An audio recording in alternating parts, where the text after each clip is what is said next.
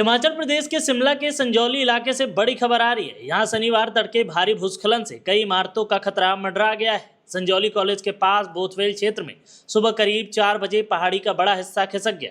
घटना के समय ज्यादातर लोग अपने घरों में सो रहे थे। राहत की बात यह है कि फिलहाल किसी के हताहत होने की सूचना नहीं है। भूस्खलन के कारण सड़क के नीचे का ढंगा ढह गया है और कई रिहायशी मकान खतरे में आ गए हैं। स्थानीय लोगों के मुताबिक 3 से 4 इमारतों पर संकट बना हुआ है, जबकि घरों तक जाने वाले रास्ते भी पूरी तरह से टूट गए हैं। सूचना मिलते ही शिमला नगर निगम के मेयर सुरेंद्र चौहान मौके पर पहुंचे और प्रभावित परिवारों से मुलाकात की। मेयर के अनुसार पिछले 2-3 दिनों से पहाड़ों में हो रही लगातार बारिश भूस्खलन की बड़ी वजह है।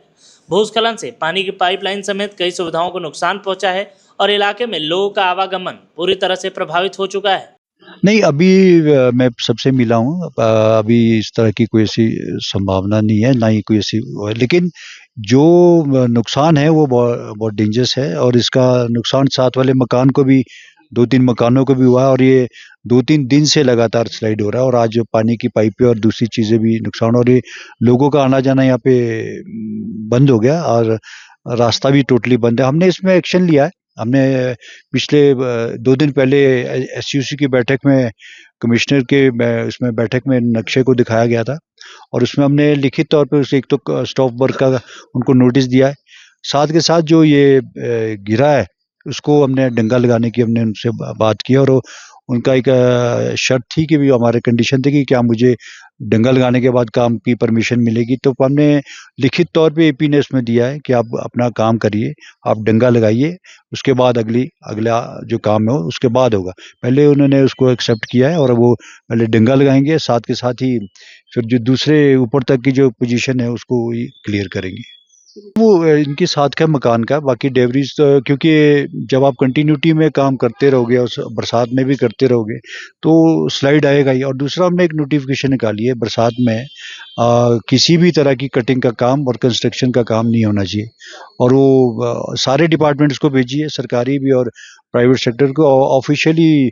और आपके थ्रू भी मैं कहना चाहता हूँ कि ये जो जितने भी कंस्ट्रक्शन के और कटिंग का काम है इमीडिएटली बंद कर दें, नहीं तो हम इसमें बहुत स्ट्रिक्ट एक्शन लेंगे और नक्शे को हम कैंसिलेशन के लिए भी डाल सकते हैं। हाँ, यहाँ पे लैंडस्लाइड हुआ है।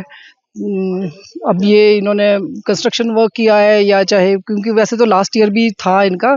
एक बार अब आप छेड़ दोगे कोई किसी भी ज़मीन को तो वो तो ऑब्वियस है कि बरसात में तो फिर खतरा रहता ही है। तो इस वजह से इन्होंने थोड़ा बहुत काम किया भी होगा, तो फिर 6-7 मकानों को खतरा है। वैसे तो मतलब जो खाली कराने की ज़रूरत है वो तो 3-4 हैं जो मतलब अभी हम देखते हैं कि क्या कितने लोगों को मतलब दूसरी जगह शिफ्ट किया जा सकता है। तो जो भी होगा हम उनको शिफ्ट करवा ही देंगे। नहीं, इनको तो बता दिया गया था, नोटिफिकेशन होती है कि एमसी की कि बरसातों में कोई भी कंस्ट्रक्शन ना किया जाए। तो इनको बता दिया गया था कि आप कोई ऐसा इस टाइम कोई काम नहीं करेंगे। तो उसके बावजूद अगर इन्होंने किया है तो उस पे एक्शन तो लिया ही जाएगा। ये तो है ही है कि हम एक्शन तो लेंगे ही। ये जो लैंडस्लाइड हुआ है सुबह 3 से 4 बजे के बीच में, और खतरा आप देख रहे हैं कि अब पत्थर लगातार गिरे जा रहे हैं और यहाँ पे मिट्टी भी गिर रही है। लैंडस्लाइड मतलब हो रहा है धीरे धीरे करके, सारे घर जो है सबको खतरा है। और यहाँ पे अभी तक जो प्रशासन के कोई नहीं, हमने सबको फ़ोन किए, कोई भी नहीं आया है। और बाकी हमने एफआईआर के लिए हमने पुलिस वालों को भी इन्फॉर्म किया था। पुलिस वाले भी आए 5 मिनट के लिए और वो चले गए। अभी तक कोई भी कहीं से भी कोई एक्शन नहीं हुआ है। हम इससे पहले भी हम सबसे मिले, हम एमसी वालों से मिले, हम हर जगह पे मिले कि भी ऐसे खतरा चल रहा है, लैंडस्लाइड का हमारे घरों को खतरा है, पर कहीं पे भी कोई स्ट्रिक्ट एक्शन अभी तक नहीं हुआ है मेरे नॉलेज के हिसाब से। बाकी आप देख रहे हैं कि मेरा घर यहीं पे है, इसके साथ ही नीचे को है। लास्ट ईयर लैंडस्लाइड हुआ था, वहाँ पे भी सारा हमारा घर भर गया था। मेरे दीदी की बहू और बेटी वो अंदर बंद हो गए थे, 24 घंटे के बाद उनको निकाला है। अभी तक भी ढंग से वहाँ से वो जो मलबा वगैरह है, कुछ मलबा अभी भी पड़ा हुआ है और अभी भी खतरा है हमारे घर को।